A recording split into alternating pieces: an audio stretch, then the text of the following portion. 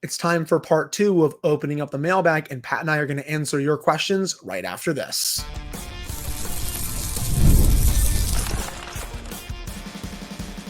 You're Locked On Penguins, your daily podcast on the Pittsburgh Penguins, part of the Locked On Podcast Network, your team every day.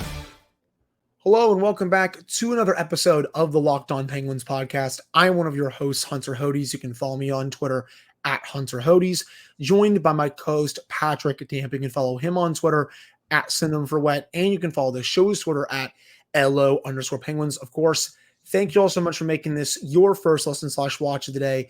We are free and available on all platforms. And finally, today's episode is brought to you by Game Time. Download the Game Time app, create an account, and use code LOCKEDONNHL for $20 off your first purchase. Terms apply. So, as promised, we are opening up part 2 of the mailbag for the Wednesday edition of the show after I made the executive decision on Friday to do that just because Pat and I got so many questions from you all. So again, thank you guys so much for bringing your questions. And with that in mind, let's kick this off with our first question of the day. This is from Gaming Goddity, and he asks, do you think we could flip Riley Smith with something else for Marty Necas in Carolina? Some say he will be about 5 to 5.5 million AAV under a new contract since he's an RFA, and he's a right winger. And Frank Cirelli says the Canes probably won't keep him. I think at this point, every NHL insider is saying that Marty Necas is probably going to get dealt. And I discussed Necas on the show a few weeks ago when Pat went to that wedding in Philadelphia. I think it will be a slam dunk move if the Penguins were to get Necas. He helps both the short term and the long term for this franchise. He's also very young, and I think he could enter a new gear for his career. I mean, he's already, I would say, a pretty solid player. 24 goals, 53 points this past season. Last season, though, 28 goals, 71 points in 82 games. That was by far the best season of his career. His underlyings are also very strong. The thing is, though, Carolina is going to ask, I think, quite a bit in this type of deal. And I mean, yeah, I would give up Riley Smith and something else, but would Carolina really be interested in Riley Smith and that type of package over what some other teams could offer? That's where I kind of question that a little bit. So yeah, in this world, I would do it if I were Kyle Dubas and the Penguins, but is someone like Eric Tulsky going to do that? No, just because I think he's going to do a really solid job as Carolina's GM, and I think he's going to look for quite a bit of good value in return for Necas. So I think from Carolina's perspective, don't think they'll do that. No, and you also have to keep in mind, I know it's a little bit different because Necas is an RFA with arbitration rights. Yeah. Kyle Dubas pretty much said earlier this week or over the weekend to Taylor Haas that they don't see themselves in a position to trade for player rights because either now, if you trade for an RFA, you get the first crack at them, you take them to arbitration and you end up more than likely keeping them. But I just don't see a world where the Penguins have the kind of assets that Carolina and Eric Tulsky would want for a player like Marty Necas. And they have already started the groundwork of telling the insiders, hey, this guy's a budding superstar. He's going to be great for years to come. So they're pumping up those tires, and they don't really have to, all things considered. The guy's only played a little over 350 NHL games. He's already got nearly 100 goals and almost 250 points. This guy is on track to be a star because he's only 25. And would I love for them to get Marty Necas? Yeah, I would take that in a heartbeat. But I just don't see a world where Riley Smith plus gets it done, just because I don't think Riley Smith is a fit in Carolina. And then if you're getting them to take Riley Smith, you're going to have to give them more. And they just don't have the more that would make this deal worth the Penguins' time. They could make it worth Carolina's time, but it would significantly weaken this roster. Right. And with Riley Smith going to Carolina, that would be, I think, from the Penguins' perspective, kind of like a quote unquote salary dump. So Carolina, they would want an extra something overall, probably even more than just two things going Carolina's way. I think Eric Tulsky would ask for quite a bit. And they've also already started telling the insiders, hey, yeah, some teams they're giving us offers, but they're not nearly as good as we want them to be. So they're setting a fairly high asking price, as they should. I think it's going to come down the closer you get to the draft, just because that's how these types of trades work. But I still think that price that Carolina is going to trade him for, it's probably going to be too steep overall. And while you look at Carolina's cap situation, they have a ton of space, but they have a lot of guys they've got to figure out what to do with, Right. especially on defense. And even though they have just about 27 million in cap space, you probably are better off keeping Natchez, letting him go to arbitration. And I don't foresee him getting a gigantic raise, but I do see him getting a good raise. But I don't think it would be to the point it would blow up Carolina's cap and screw up their entire process. I think at this point, they're just trying to practice good asset management and thinking, okay, what would we rather have, the cap space and a bunch of assets or the player? When in reality, both are good answers. Right. I agree with you.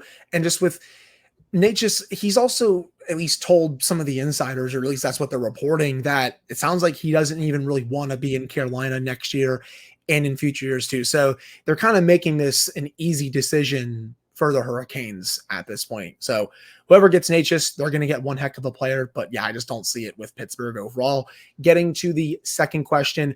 This comes from Zach Kemp. What are your thoughts on a few free agents like TJ Brody, Dominic Kubalik, and Anthony Duclair? Well, Pat, I don't really need to ask you about Anthony Duclair. I mean, you've been pumping up his tires for quite a while. I was doing the same thing. I would love if Duclair were to sign with the Penguins this past season. He was great for both the Sharks and the Lightning overall. 24 goals, 42 points. But I think he's going to get, to me, a decent raise this offseason. I mean, he only made $3 million for his AAV this year. When you score 24 goals and have 42 points in a contract year, teams are going to overpay for that in free agency. You know, I'm looking at maybe 4.5 million per year for someone like him. Again, I would love to get Duclair. I think he is a perfect fit for the Penguins, but I just think he might price himself out. It's kind of like Dakota Joshua for me in a way. Someone like him is going to break the bank this offseason, just because a lot of teams are seeing what the Panthers have done, what the Canucks did, obviously, and they're like, okay, we need someone like that in our lineup. And I think the Penguins could use someone like that in their lineup, both Joshua and Duclair, but I just feel like teams are going to really break the bank for those players. I'm not sure if the Penguins are going to want to go down that route. I think you're right on Dakota Joshua. The full court press on how great he was for Vancouver is on, and everybody, a lot of hockey minds are talking about Dakota Joshua in line for a big raise. The thing that gives me some pause about possibly getting Duclair is that for some reason, and I've done a lot of reading and research on him. I've never seen any sort of character issues. I haven't seen any sort of complaints or anything about him. But for some reason, teams just continue to pass on him. Teams continue to either let him walk or don't re-sign him or don't trade for him or don't hold on to him, however you want to frame it. And while I agree that he should get a raise, you score 24 goals in a contract year, you probably should look at 4.5 million. But for some reason, teams don't touch this guy.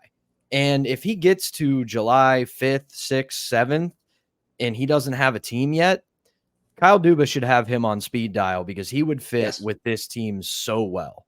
I agree. Yeah. If he somehow doesn't sign on July 1 and makes it throughout the first few days to a week, I would give him a call right away and give him at least some sort of offer to think about, because this is a very good depth piece that would help the Penguins in multiple ways for next year. As for the other two that you asked about, TJ Brody, once upon a time, I thought TJ Brody was one of the 10 to 15 best defensemen in the league. He was that good on the Flames. Recently, though, with Toronto, his play has kind of cratered a little bit. He's also already 34 this past season, 1 goal, 26 points in 78 games. I know there's the Kyle Dubas connection just because they were together for a little bit in Toronto, but when I look at Brody, I see a player who is on decline. He's a bit older at this point.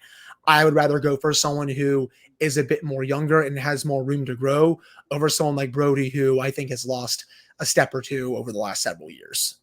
I don't have a whole ton to add on Brody. I think he's on the decline of his career, and he's been a solid player. I think he has definitely caught some unfair flack for the way it's gone in Toronto. I don't think he's as bad as his detractors say, but I think at this point, I look at that as an unnecessary ad. He's not somebody that really would move the needle one way or the other. And this team really needs to shore up their defense. And I really don't think Brody's the answer. Agreed. And as for the last player that Zach mentioned, Dominic Kubalik, he was brutal this year for the Senators. 74 games, 11 goals, 15 points. Both are career lows for him, and especially points-wise. I mean, the lowest before this was 32, 2021, 2022 with the Chicago Blackhawks. This is a former 30-goal scorer in 2019-20, also a former 20-goal scorer with the Detroit Red Wings in 2022-2023. And his underlines this year, boy, they stunk. When he was on the ice, the Senators only had 43% of the shot attempts, 16 goals for, 44 goals against. I know the Senators flat out sucked this year, but when you're a minus 28 at 5-on-5, there's a problem with your game overall this year. So just with how he declined throughout this season, I'm not really too interested in signing him. Yeah, could he bounce back? Sure. But I think, again, there's some better options out there for this team. I think if you can get him on the cheap, it might not be the worst idea because he is a very solid bounce back candidate. He's only 28 years old. You look at the teams he's been on in his career, Chicago, Detroit, and Ottawa. He hasn't exactly played on powerhouse teams. At the same time, I also kind of compare him to what I call the Olli Mata paradox, which as you're never as good as your rookie season when you got really built up and surprised people. There wasn't a ton of hype behind Kubalik. There was some, but he wasn't this can't miss guy. And then he goes out and scores 30 goals and then follows it up with 17, 15, 20, and then 11 this year, had his worst season. But I think maybe people overvalued him and thought he was better than he was. If you can get him on a cheap 1-year deal and it's not costing too much, I wouldn't mind it. But we saw how that went this past year. A lot of guys on not that bad of deals, but just didn't work out for the Penguins. And I've said it before on the show, they're at a point in their franchise where you really have to have some sure things. You can't risk it to have a guy who might not work out. So again, if it's a cheap enough deal, you think he can bounce back, I wouldn't hate it, but it would not be a preferred move for me. I agree. And just to end the first segment here with one more question. This comes from Baseball Jake. If you had to pick 3 most likely UFA signings out of the pool players that you would like to have. So my 3 that I would pick out of the pool players I would like to have, I was going to put Dakota Joshua in here, but I just think, again, he's going to get a lot of term and a lot of money from some team just because they value that type of player. Again, I would love to have him on the Penguins, but I just don't think that's going to happen. But my 3, Jake DeBrusk, middle 6 winger, can also play in your top 6. Oliver Shillington can play on the left side, especially on that second pairing. And Max Domi, potential third-line center candidate. They also didn't make that much money throughout this past season. They're also under 30 years old, so you're getting younger with all 3 of those moves. And you're also filling holes there. You're getting a middle 6 winger, which you really need. You're getting another top 4 defenseman, which I think this team needs. And you're getting a better and improved third-line center, which will allow you to slide Lars Eller down to the 4th line, even though he did play well for the Penguins this past season. So those are the 3 that I would go after of the pool of players that we've discussed so far. Max Domi is on my list. I think he plays with the kind of sandpaper this team has been missing the last few years. I already went over Anthony Duclair. I'm very high on his game. In my last one, I think it's out of reach. It's a perfect world, perfect scenario, silly season idea. But if there was a world where they could get Sean Monahan, I would take Sean Monahan in an absolute heartbeat. He had a fantastic season, 26 goals, 59 points. He didn't seem to fit all that well down the stretch in Winnipeg, but he is probably due for a nice raise. And if that's a guy you can get at age 29 for a couple more seasons and he continues the level of play that he's had, give him to me all day long. We haven't really discussed him that much, but he did play well, I felt like, with Winnipeg after the deal.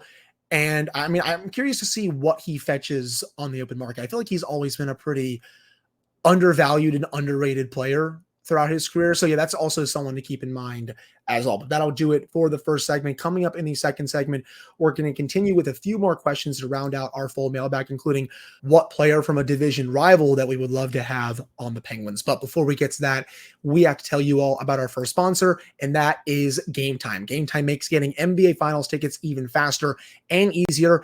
Prices of the Game Time app actually go down the closer it gets to the tip-off, and with killer last-minute deals, all-in prices, views from your seat, and their lowest price guarantee, Game Time takes the guesswork out of buying NBA tickets. You can do priority for last-minute deals, save up to 60% off buying last-minute tickets for sports, concerts, comedy, theater, and even more. You can also do flash deals. Save even more with exclusive in-app deals on select seats ahead of the game or event. There's also zone deals. Save even more when you choose a section and let Game Time choose the seats for you. There's also all-in pricing. Toggling this feature shows the total upfront with no surprise fees at checkout. And there's also seat views. You can get a full view from your seat in the app before you buy. And there's the lowest price guarantee, or Game Time will credit you 110% of the difference. Take the guesswork out of buying NBA Finals tickets with Game Time. Download the Game Time app, create an account, and use code LOCKEDONNHL for $20 off your first purchase. Terms apply. Again, create an account and redeem code LOCKEDONNHL for $20 off your first purchase. Download Game Time today. Last minute tickets, lowest price guaranteed.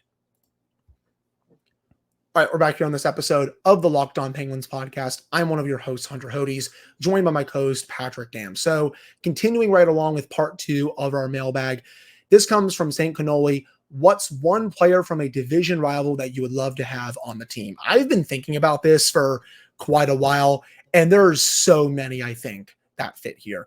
But if you're asking me, Rangers defenseman Adam Fox. I love watching him. He's great in the offensive zone. He's great in his own zone. I mean, he's had 3 straight 70-point seasons. I know he wasn't himself in the playoffs after getting hit by Nick Jensen in the first round, but he's one of the 3 to 4 best defensemen on the planet, in my opinion.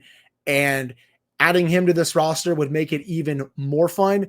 He's my pick. I was going back between him and Matthew Barzal. I was going to throw Jack Hughes in there too. Hughes is so much fun to watch in New Jersey, but Barzal, I know the Islanders are a very boring team to watch, but Barzal is so crafty with the puck on his stick, man. What he can do with the puck, his skating ability is off the charts. Those are probably my top 3 from rival teams. I'll probably throw Igor Shesterkin in there from his play on the ice. I know we like to joke about him with how interesting he is kind of compared to Henrik Lundqvist in a way with how he treats some players on the ice, but he's still one hell of a goalie. But in my view, Adam Fox from the Rangers. There's a name when you were going through some of your possible picks there, I'm surprised that you left out because it's the one that I'm going with. That's Sebastian Aho, the good one from Carolina. I mean, he is one of the best talents in the NHL. He's had 3 straight seasons of over 35 goals. He has over 250 goals in his career. He's got just over 550 points in the NHL, and he is just an electric player.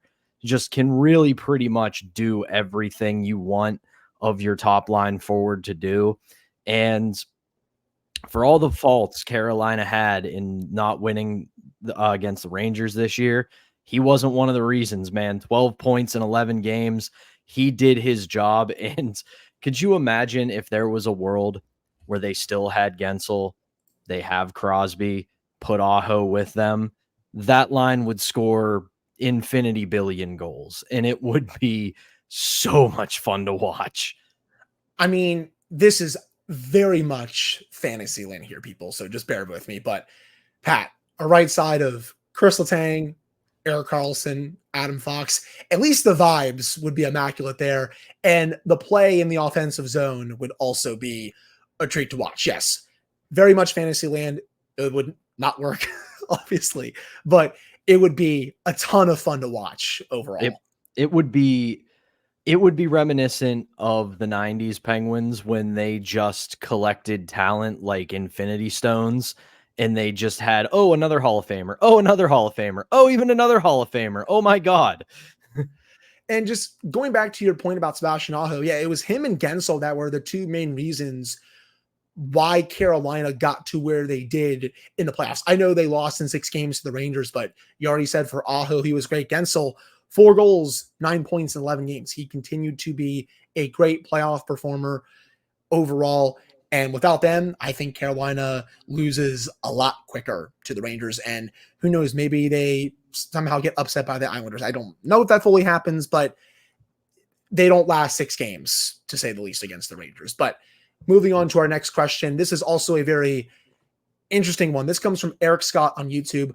Another question that's in the grounds of your guys' silly season. If you had to trade one of the core 3, Malkin, Crosby, Letang, to a different team, which team would the both of you choose? So I think for me, Sidney Crosby to Colorado for the Nathan MacKinnon aspect would be a ton of fun. It's not going to happen. Sid's going to retire as a member of the Penguins, but seeing him play with his best friend, I mean, what more can you ask for?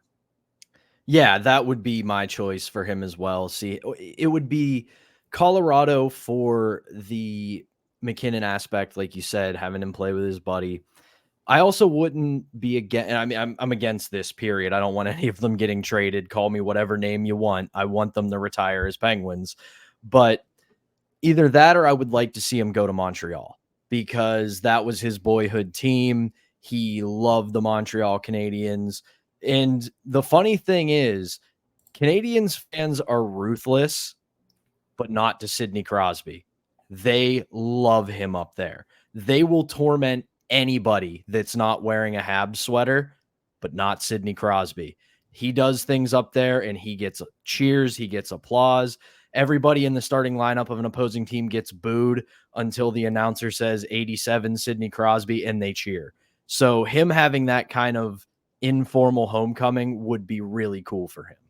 Same with Chris Letang as well. I think seeing him in Montreal, they really don't boo him too often up there either. I mean, he spends a lot of his off seasons up there anyway. So seeing him go to Montreal, Letang, that is, I think would also be kind of cool. I was trying to figure out one for Gino. Oh, I've got one. It's been hard. I mean, Washington to play with Ovechkin, but I feel like that's just pure evil. I don't want to see Evgeny Malkin go to Washington. That's just, I think, would be too gross. But what one were you thinking of? Florida Panthers. He lives down there in the off season when he's not in Russia. And I don't know if he's like good friends with him, but I know he's friends with Bobrovsky.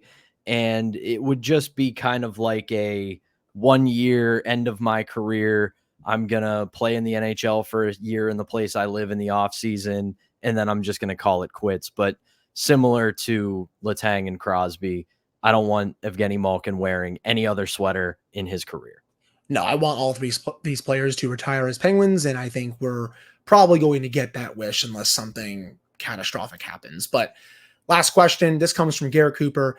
Any progress or updates on a future Locked On Penguins podcast meetup? Okay, I figured we would get this question at some point. Hopefully during a game this season, we can both go. And, we went to a couple games last season and they were a ton of fun, but we're going to hope to do the same this upcoming season and then figure out a time to where we can meet some people that are also there and all that good stuff. But once we decide on what game we're going to go to, once the schedule drops, I think we'll start planning something for like a meetup or something. Yeah, it would be a lot of fun because like I say all the time, if we didn't have you guys listening to this show, there'd be no point in doing it. I also, and this isn't me teasing anything or me saying it's going to happen. It's just something Hunter and I have kicked around a few times. I know that him and I have discussed doing a live, like watch along kind of thing on YouTube or wherever. So we may do that as well in the future, and you guys will get to be a part of that as well. So I would love to do both of those things if possible, because we've got a damn fun community, as evidenced by the fact that we're doing part 2 of a mailbag, because we had a fully stuffed mailbag last week and you guys gave us a run for our money for things to answer that we have racked our brains over for the last week. Yes, I very much appreciate all of you asking the questions for us. Just again, we got like 35, 40 plus questions from you all. So again, thank you all so much for sending in these questions. And actually will say, I did miss one. This comes from Christopher Hart on YouTube. He asks, what winger should we get to replace Jake Gensel, or should we call up Koivunen up to start learning under Crosby? Or should we put Raquel there and hope he has a bounce back season? So I think with Koivunen, he's probably not going to be ready just yet for the Penguins. That's just my opinion, though. Wingers to replace Jake, we named a couple earlier in the show. But in terms of Raquel, that's a big question this offseason, man. I really see both sides to it. I kind of lean towards the side of maybe looking for a trade that makes sense just because of the year he had. But on the other hand, I also completely understand what other people are saying and how he was a bit banged up this year. He was better to end the year, which he was. He started playing a lot better down the stretch, so give him a chance to bounce back. It's just the age factor, the contract he has. It just scares me a little bit going forward. But that's still a big question that the Penguins will have to answer this offseason. I'm more in the camp, and maybe not putting him up there with Sid, but I can see a bounce back coming from Raquel. The bad news and bad vibes piled up on him so badly this year between injury and a cold streak. It was not a good situation for him to be in. Assuming he's healthy and ready to go, I can see him bouncing back, maybe not to a level he was before, but still being a valuable piece on this team's forward group. Yeah, I mean, if he can bounce back to 20, 22, 23 goals, I think I would take that for next season if he's on the team. Again, I just get scared of the age and his contract, which is why I kind of lean towards maybe looking to see if a trade makes sense. But if he comes back, I won't be surprised. And of course, I'll obviously cheer for him to bounce back for this team. But that'll do it for the mailbag segments. Again, thank you all so much for taking the time to ask us questions about this team and just everything in general. Coming up in the final segment, it's June 12th day, so we're going to reminisce on the Penguins beating the Red Wings in the 2009 Stanley Cup Final and the San Jose Sharks in the 2016 Stanley Cup Final. But before we do that, we have to tell you all about our next sponsor, and that is Policy Genius. A lot of life is unpredictable, but a good life insurance plan gives your family a financial safety net to protect against some of the unknowns. Policy Genius is the country's leading online insurance marketplace. It makes choosing the right policy for your family easy and quick.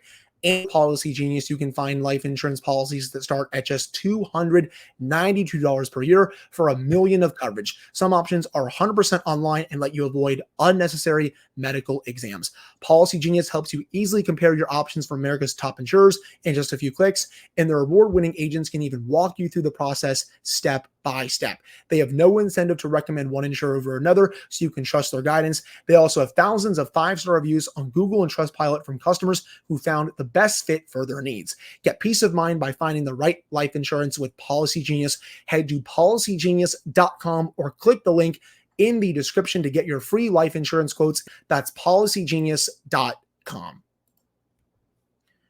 All right, we're back here on this episode of the Locked On Penguins podcast. I'm one of your hosts, Hunter Hodes, joined by my co-host, Patrick Damp. So, Pat, happy June 12th day, buddy. It's been 15 years since the Penguins beat the Red Wings in the 2009 Stanley Cup Final, and it's also been 8 years since the Penguins beat the Sharks in the 2016 Stanley Cup Final. And we also should shout out June 11th day was on Tuesday. It's been 7 years since the Penguins beat the Nashville Predators in the 2017 Stanley Cup Final. But June 12th, man, this will be forever a day that will be so close to me in my heart. You know, just starting off with 2009, that Game 7 against the Red Wings. I mean, I don't think I sat down that entire third period. That final minute of Game 7, I think is still this day the longest minute of my life. I was pacing back and forth. I was so scared. And just that entire third period also, it was all redlining out. The Penguins didn't get anything offensively in that period. The Red Wings were throwing everything, including the kitchen sink, at the Penguins, but it wasn't enough. And the way they were able to defeat a juggernaut in that series is just amazing. And as a whole, I knew that team was different when they won Game 4. That's when I was like, okay, I think they can beat this team 2 more times. The way they won Game 4, Jordan Stahl's tying goal shorthanded, Tyler Kennedy's goal that made it 4-2. I'm like, yeah, they can do this. I know they lost game 5, but even at that point, I still had confidence that they could pull this off, and they sure did it. And that was just an amazing way to slay a dragon. Let me set it up with this. June 12th, 2009, Detroit, Michigan. All the Penguins players and staff wake up in a hotel in Detroit, and they've got an unread text message on their phone from one Mario Lemieux. And it says this: "This is a chance of a lifetime to realize your childhood dream to win a Stanley Cup. Play without fear and you will be successful. See you at center ice, Mario." How would you not go out and play the game of your life when Mario Lemieux sends you that text message the morning of Game 7 of the Stanley Cup Final? And here's the thing. I have the best memory of 2009. I've said it before in the show. Happened the day after I graduated high school. Went to a hockey teammate's family's house for that game. All the families were together.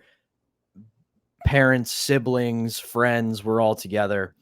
And this was also the year 2009. It happened in August after the Stanley Cup.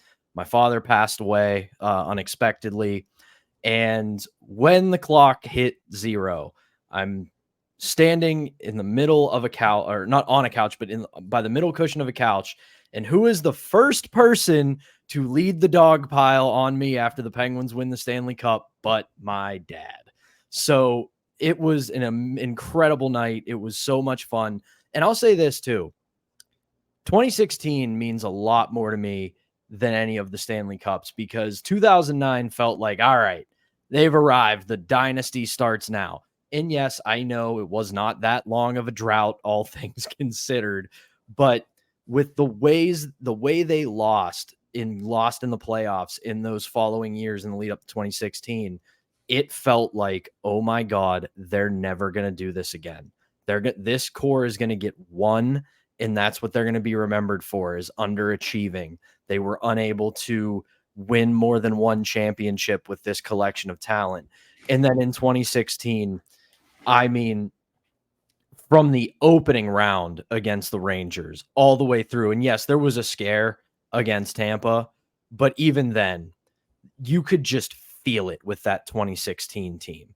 It was a team that was going to win the Stanley Cup because they had to beat the Rangers, who had tormented them for 2 straight years, then the Capitals, and then the Tampa Bay Lightning, who were looking to avenge a loss in the Stanley Cup final, and then the San Jose Sharks, who were still looking for their first ever Stanley Cup. And all chances for them to fold, all chances for them to get you know what? Good. They were a good team, but just fell short. Not that big of a deal, but they would not stand for that. And then they do it again 1 year later in 2017 on nothing but hope, vibes, and a prayer in 2017. So it's insane to me how lucky we have been. I say it all the time and I get pushback, and I don't care. But in 20 years with this core of players in this era of Penguins hockey, we've got to experience more than most fan bases experience in an entire lifetime. Yes, we are in for pain. Yes, you should be frustrated with the way things have gone lately, but don't forget, this has been an embarrassment of riches and success in Western Pennsylvania, and it's going to be over before you know it. So take some time to appreciate what we have gotten to experience with Crosby and company for the last 20 years. You couldn't have said it any better than that. And I had that same thought for those several seasons after 2009, where they just kept losing. I was like, oh my God, like they're just never going to win another one. There's so many trade rumors surrounding Chris Letang, Evgeny Malkin, maybe should they trade Sidney Crosby? All of that was out there after playoff failure after playoff failure, whether it was to the Canadians in 2010, the Flyers in 2012, the Bruins in 2013. They blew the 3-1 series lead to the Rangers in 2014. Then you have that 5-game series loss to the Rangers in 2015. But I knew that 2016 team was different on March 20th, 2016. They destroyed the Capitals at home 6-2. And the way they beat them, I was like, this has the makings of a juggernaut. They were all over them from start to finish. And I said to myself, if they meet them in the playoffs, I think they're going to take that team. And especially once they beat the Rangers in 5 games, when they steamrolled them, I should say, I'm like, I'm honestly not sure if they're going to lose a series. And the way they beat down the Capitals was flawless. And then the Lightning series, the only reason I think that even went 7 games was because of Andrei Vasilevsky. The Penguins were the better team throughout that series. And in the series against the Sharks, that Sharks team was very good. You go look at that Sharks core, it was awesome. And the way the Penguins dominated them from start to finish in that series, the way they smothered the Sharks also, the Sharks should be lucky that it even got to 6 games. If it weren't for Martin Jones playing like God in game 5, the Penguins win that Stanley Cup in 5 games. I had the biggest thought heading into that game after the Penguins won game 4 in San Jose. I'm like, they're going to win the cup here at home. Just seeing all the crowd outside of PPG Paints Arena, seeing the crowd in Market Square. They had to set up an extra screen just because the crowd was so crazy right outside the arena. And I was saying to myself, especially also after the Penguins tied it in game 5, when the Sharks went up 2-0, they tied it a few minutes later.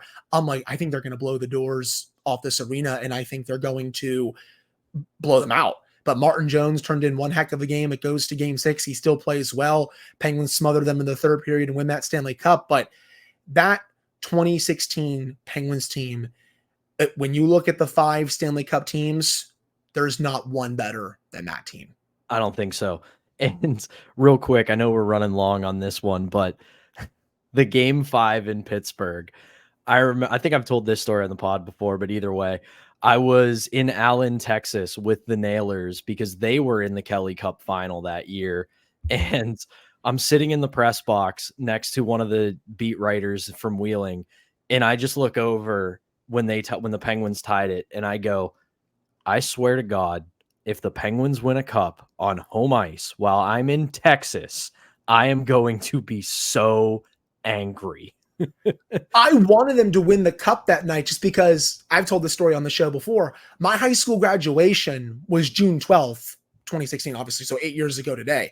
And I was so nervous heading into that day as old just because I wasn't allowed to have my phone for a good chunk of that game. I missed the entire first half of that game. I didn't get home until the very late stages of the 2nd period. So I got to watch the entire 3rd period, and then I went back and watched most of the first 30 to 35 minutes a few days after. But that was the main reason why I was so scared. And just the celebration that I had, just after graduating high school, but just then winning the Stanley Cup on my graduation night, it's something that I'll always remember. And then just for 2009, the way, my mom, I got to see her so excited with the Penguins winning the Stanley Cup for the first time since 92.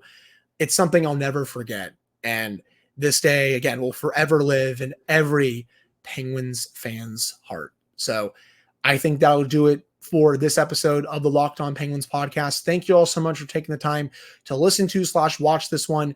Pat and I will be back with another episode for you all on Thursday. So for Patrick Damp, I'm Hunter Hodes. Thank you all so much for tuning in. We'll talk with you all on Thursday.